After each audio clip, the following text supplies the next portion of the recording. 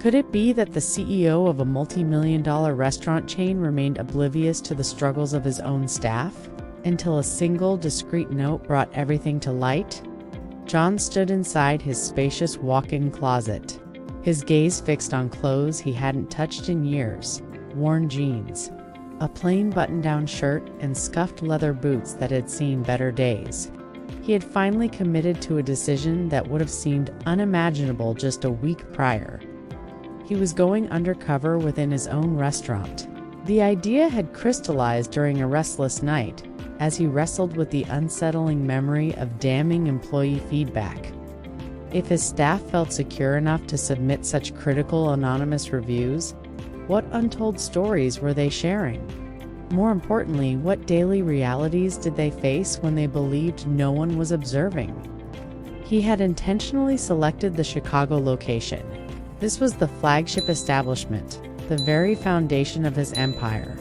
If systemic issues existed, they would undoubtedly be most apparent here. He had made a reservation under an assumed name for a single diner, and now he was minutes away from entering his own restaurant as a complete stranger.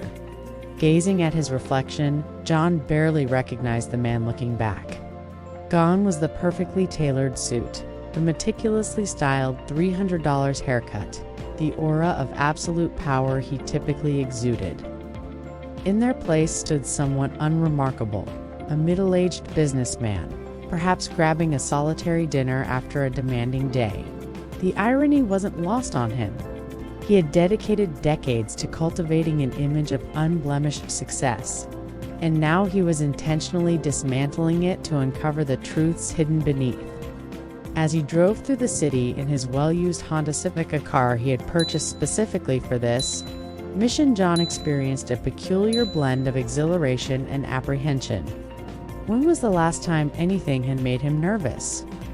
When was the last time he had stepped into a situation without absolute authority? The familiar neon sign of Brooks Steakhouse emerged into view, and a sharp intake of breath caught in John's throat. Even from the exterior, it was impressive. The inviting glow from the windows, the sleek, dark facade, the understated elegance that had become his brand. A row of luxury vehicles occupied the valet parking area. Porsches, Mercedes Bentleys, the very cars he typically drove. Tonight, however, he was merely another patron. The hostess, a young woman in her early 20s, greeted John with a bright, professional smile, embodying the polished demeanor synonymous with the Brooks brand. Her name tag reads Sarah. "Good evening, welcome to Brooks Steakhouse. Do you have a reservation?" "Yes, under Anderson, table for one." Sarah's fingers moved swiftly across the computer terminal, and John detected a subtle tension in her shoulders, a forced quality in her smile. She executed her role flawlessly, yet there was an underlying hollowness to her performance. "Right this way, Mr. Anderson." As they traversed the dining room, a wave of pride washed over John. The restaurant was everything he had envisioned when he first embarked on building his empire. Rich mahogany panels, soft lighting designed to make every guest appear as if they belonged on a magazine cover, the delicate chime of crystal glasses and silver flatware. The air was redolent with the scent of perfectly seared meat, accompanied by the muted murmur of sophisticated conversation. Yet, as they passed table after table, John began to observe details his CEO perspective had always overlooked. The robotic precision with which servers moved, their smiles rarely reaching their eyes, the frantic speed with which they cleared tables as if competing against an unseen clock, the subtle indicators of exhaustion that became apparent only when one was specifically looking for them. Sarah seated him at a corner table, offering a perfect vantage point of the kitchen entrance. "Your server will be right with you. Can I start you off with something to drink?" "Just water for now. Thanks." As Sarah departed, John retrieved his phone, feigning to check emails while actually scrutinizing the organized chaos unfolding around him. The restaurant was bustling, every table occupied, and the staff operated like a precisely engineered machine. From a business standpoint, it was a magnificent spectacle. From a human perspective, however, it was beginning to reveal something entirely different. A young woman approached his table, and as John looked up, he saw someone who would fundamentally alter his understanding of his own enterprise.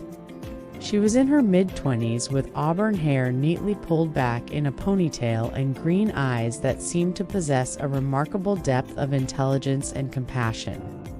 Despite the practiced professional smile she wore, John could discern the exhaustion etched into the fine lines around her eyes.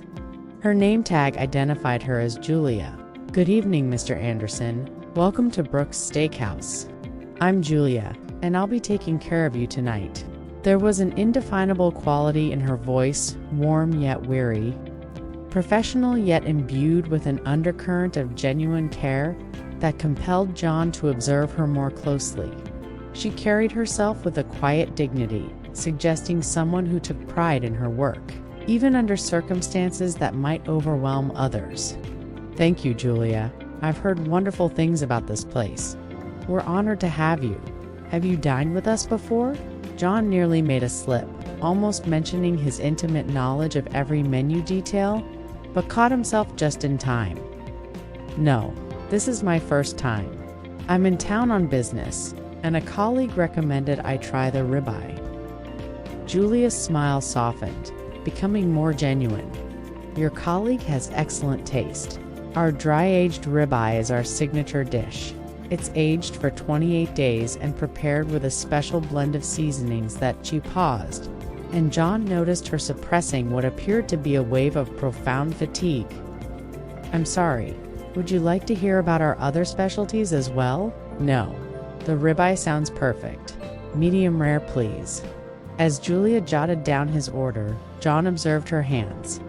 They were steady and adept, yet small burns marred her fingertips, the kind inflicted by handling hot plates throughout a long day.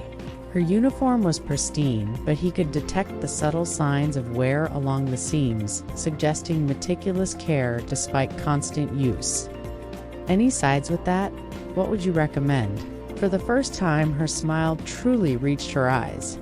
"The garlic mashed potatoes are incredible, and the roasted asparagus is fresh and perfectly seasoned. Though honestly, everything pairs wonderfully with our ribeye." "I'll go with both then, and perhaps a glass of your house red." "Excellent choice. I'll get that wine started for you right away." As Julia moved away, John found himself observing her interactions with other tables. She moved with impressive efficiency, yet there was an additional quality, a genuine warmth she extended to every guest. She recalled details about returning patrons, inquired about their families, and offered recommendations tailored to their preferences. She wasn't simply taking orders, she was curating experiences. However, John also noted the way she covertly glanced at the clock, the quick, almost imperceptible intake of breath when she thought no one was watching, the subtle shift in weight to favor her left foot, as if it caused her pain. These were the nuances that numbers and corporate reports utterly failed to capture. Over the next hour, John became completely engrossed in observing the intricate choreography of restaurant service. He had always comprehended the business at a strategic level: profits, margins, cost controls, efficiency metrics. But sitting here as a customer, he was witnessing it from an entirely different perspective. Kitchen doors swung open and closed in a relentless rhythm.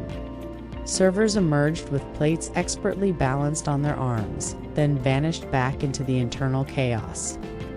Through brief openings, John caught glimpses of the kitchen itself, a realm of intense heat, frenetic movement, and what appeared to be barely contained pandemonium. Julia returned with his wine, and John decided to initiate a conversation. "Busy night. Every night's busy here," she replied, pouring the wine with practiced precision. "But that's good for business, right?" There was an unidentifiable quality in her tone, a slight edge that prompted John to study her more closely. "How long have you been working here?" "Almost 2 years. It's been quite a journey." She paused, seemingly debating whether to elaborate. "Your food should be ready in about 10 minutes. Is there anything else I can get you while you wait?" John shook his head. But as Julia began to walk away, he called out, "Actually, I'm curious. What's it truly like working here? You seem to genuinely care about the job." Julia halted and turned back. For a fleeting moment, John saw something flicker across her face. Surprise, perhaps, or a hint of hope. "It's challenging, but the food is incredible, and the customers are usually wonderful. It's just ... she caught herself, the professional mask seamlessly snapping back into place. "I should check on your order." As she departed, John felt a strange pang of something he couldn't quite name. When was the last time he had asked an employee what it was like to work for him? When was the last time he had truly listened to their response? He spent the subsequent minutes observing the other servers, and what he witnessed began to paint a picture that made him profoundly uneasy. There was a server who couldn't have been older than 22, practically sprinting between tables, sweat beading on his forehead despite the restaurant's meticulously controlled climate. There was Diana, an older woman who moved with the careful deliberation of someone managing chronic pain, yet refusing to let it show. And beyond individual struggles, there was another element. A palpable tension in the air, unrelated to the natural stress of a bustling restaurant. It was the kind of tension born from impossible expectations. From the knowledge that any misstep could carry consequences far more severe than a mere disappointed customer. John's phone vibrated with a text from his assistant. "Board meeting moved to 8 a.m. tomorrow. Don't forget the quarterly review." The irony struck him like a physical blow. Tomorrow, he would sit in a sterile conference room, reviewing charts and graphs that reduced these living, breathing individuals to mere statistics. He would make critical decisions about their livelihoods based on metrics utterly incapable of capturing their struggles, their aspirations, their inherent humanity. Julia returned with his steak, and John had to concede it was flawless. The meat was cooked precisely as he had requested. The accompanying sides were impeccable, and the presentation was worthy of any five-star establishment. But as he began to cut into the ribeye, he noticed something that sent a chill down his spine. Julia's hands trembled slightly as she set down the plate, not from nervousness, but from sheer exhaustion. When she asked if everything looked satisfactory, her voice had a faint tremor, betraying someone who had been pushing herself beyond her physical limits for far too long. "It looks perfect," John affirmed, and he truly meant it. But as he gazed at the woman who had prepared and served this masterpiece, he realized that such perfection came at a cost he had never bothered to quantify. "Is there anything else I can get for you right now?" Julia inquired, and John detected a flicker of hope in her tone, a silent plea for him to say no, to grant her a brief moment of respite. "No, I'm all set, thank you." As Julia began to walk away, John observed her pause at the server station. She leaned against the counter for just a brief instant, closed her eyes, and took a deep, fortifying breath. It was the first time all evening he had witnessed her drop her professional facade, and what he saw beneath tightened his chest. She appeared utterly depleted, not merely tired from a long shift, but worn down in a way that suggested months, perhaps years, of pushing herself beyond what was sustainable. Her shoulders slumped slightly as she rubbed her temples as if battling a persistent headache. But then, another customer called her name, and the mask clicked back into place. She straightened, donned her professional smile, and hurried to their table. John took a bite of his steak, but for the first time in years, he found himself incapable of appreciating the food.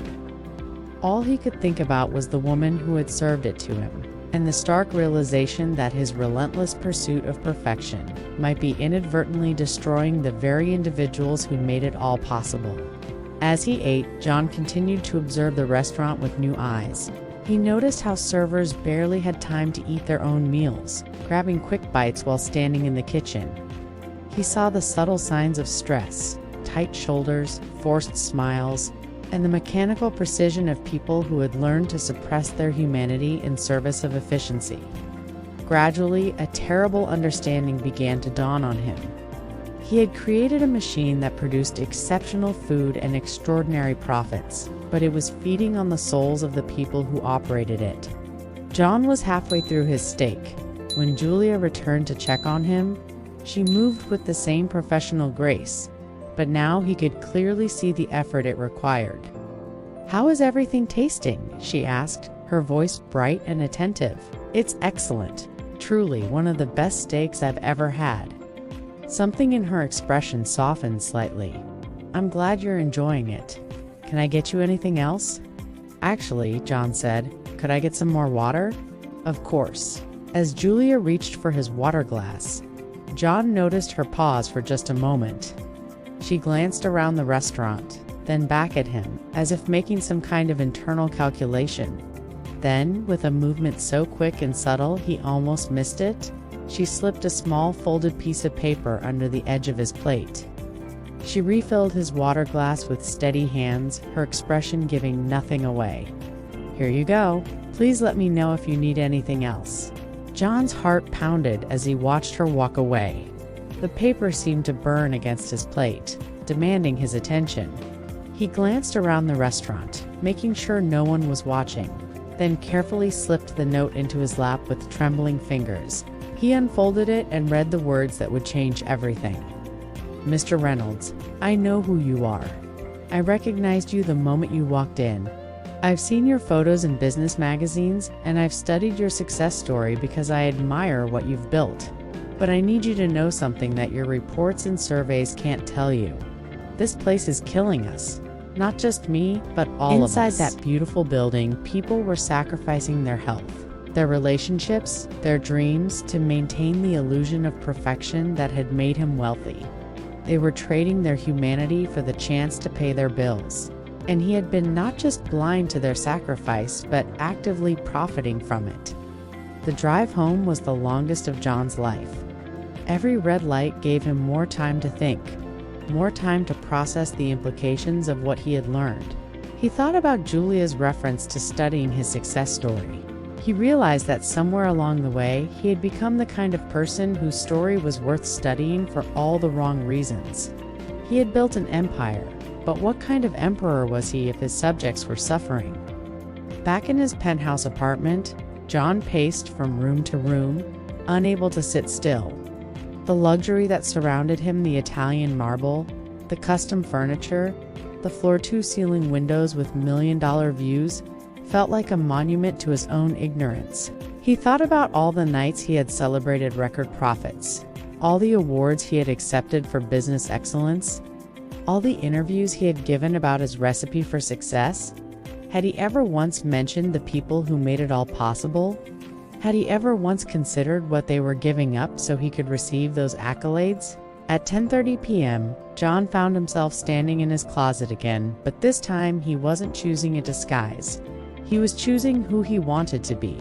The expensive suits seemed to mock him from their hangers, reminders of a version of himself that suddenly felt foreign and unwelcome.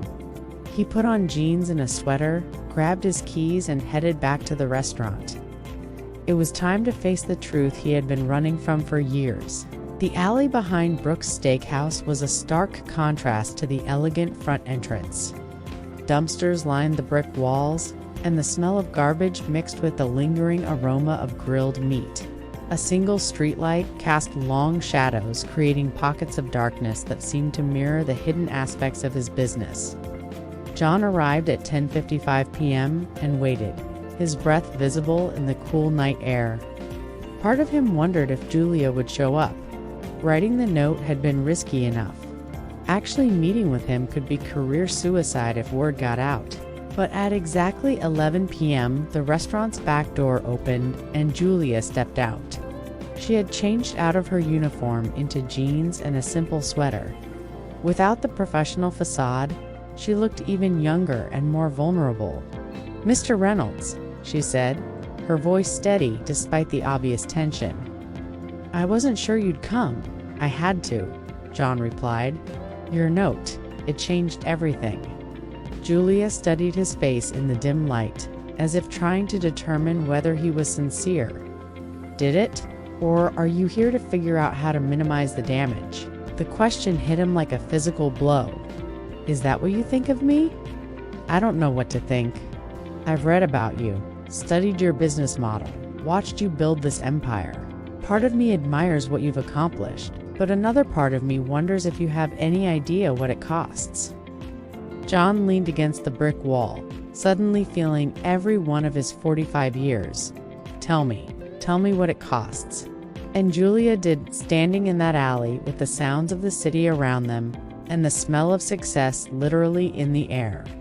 She painted a picture of life inside Brooks' Steakhouse that John had never imagined.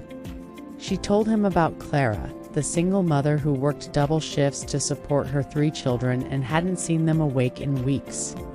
She told him about Antonio, who had been working with a broken wrist for 2 months because he couldn't afford to take time off for surgery.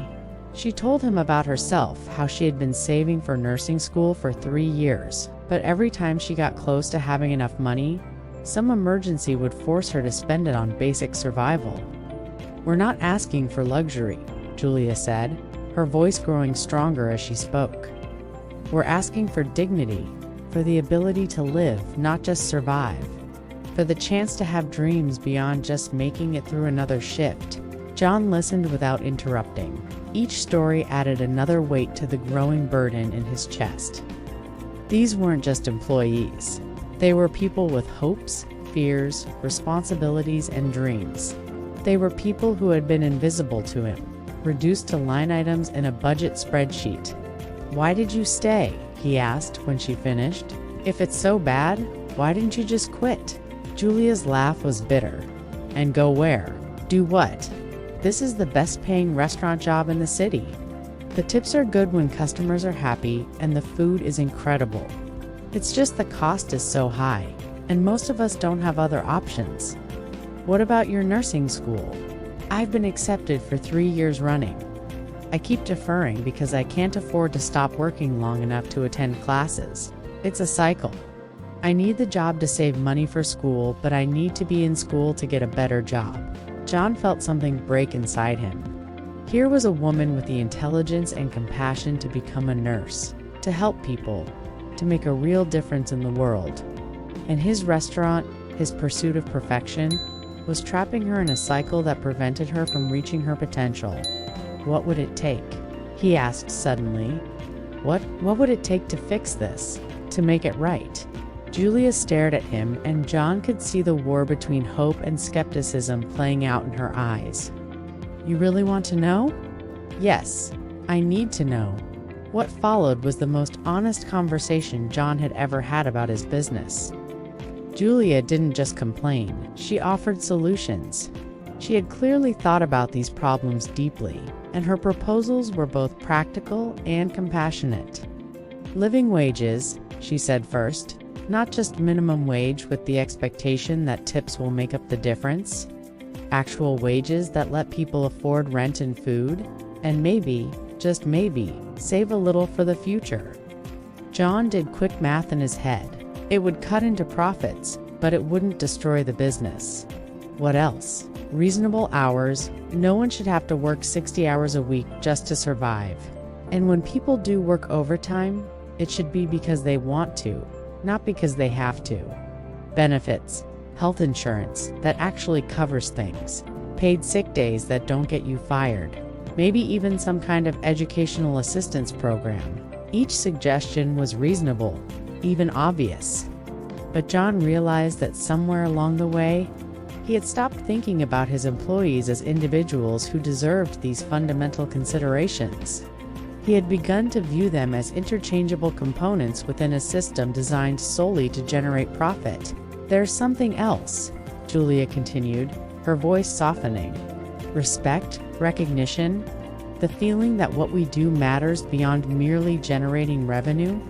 Most of us take pride in our work in creating memorable experiences for people, in being part of something larger than ourselves. But when management treats us as if we are disposable, it becomes difficult to maintain that pride."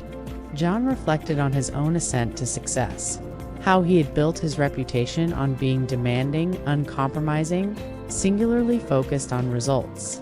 He had believed that such an approach would inspire excellence, Instead, he now understood it had instilled fear.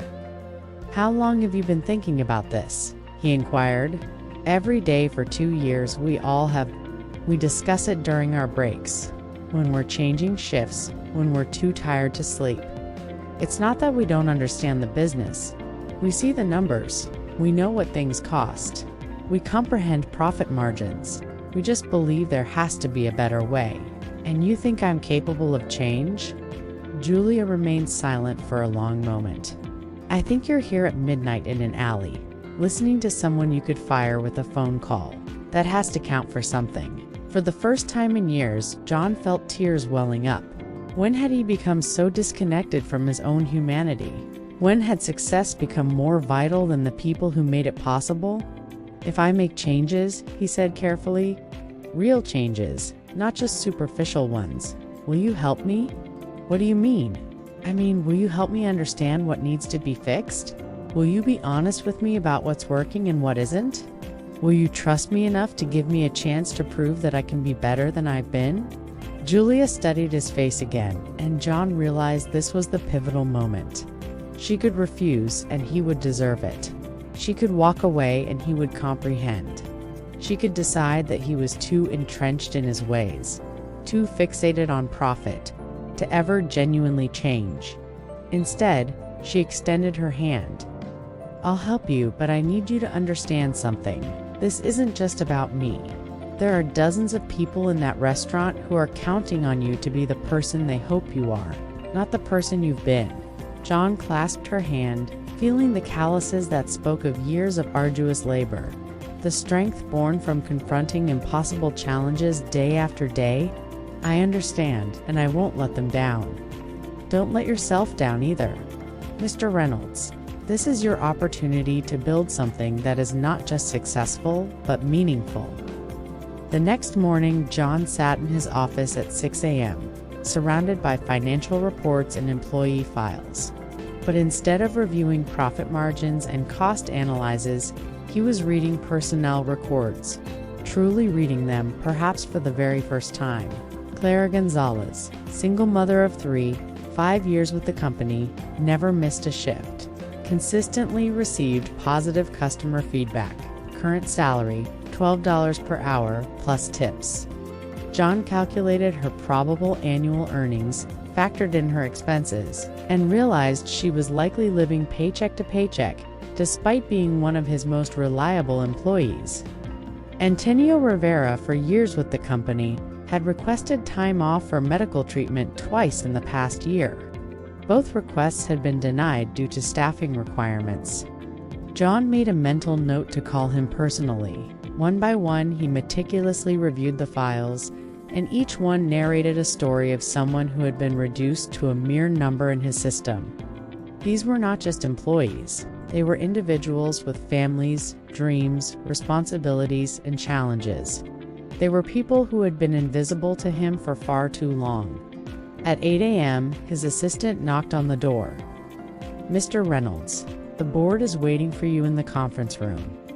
John looked up from the files spread across his desk, the quarterly review meeting he had completely forgotten. "Tell them I'll be there in 10 minutes. Sir, they're expecting the usual presentation on profit margins and expansion plans." John stood, gathering the employee files into a neat stack.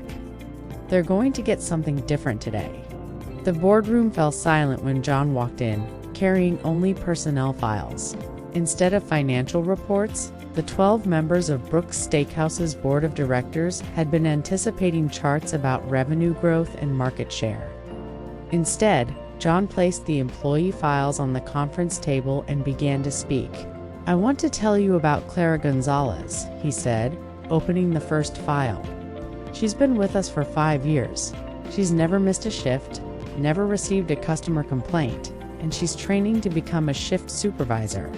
She's also living in poverty, despite working full-time for a company that generated $43 million in revenue last year." The board members exchanged bewildered glances. This was not the John Reynolds they were accustomed to, the man who spoke in terms of percentages and profit margins, who viewed employees as resources to be optimized.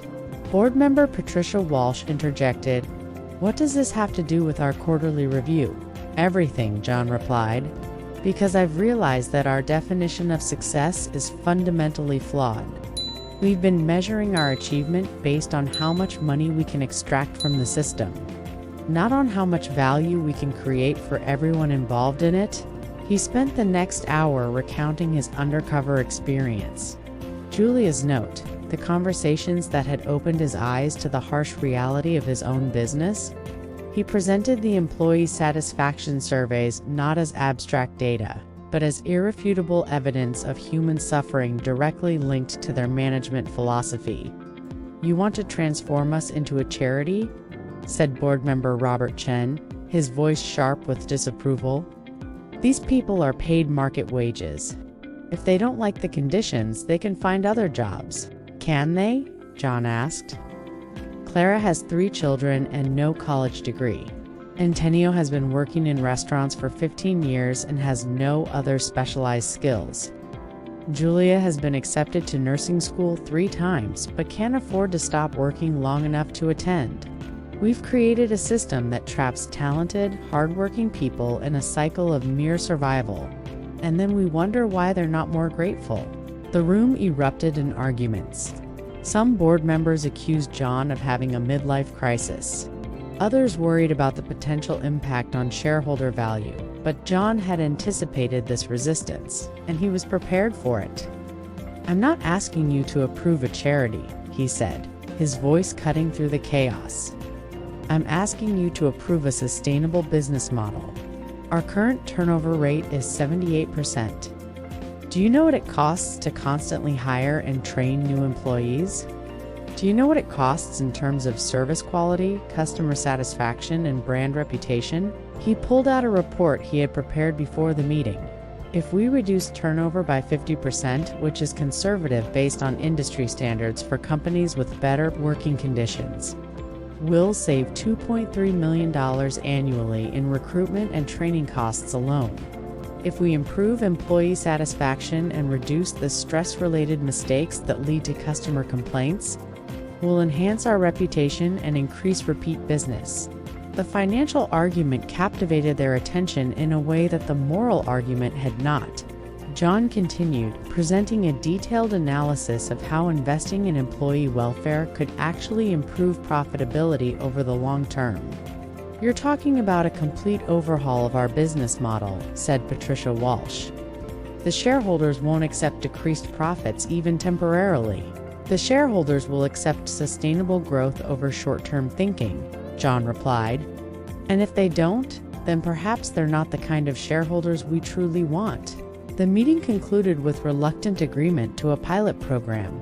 John would implement his proposed changes at the Chicago location and demonstrate their effectiveness before rolling them out to other restaurants.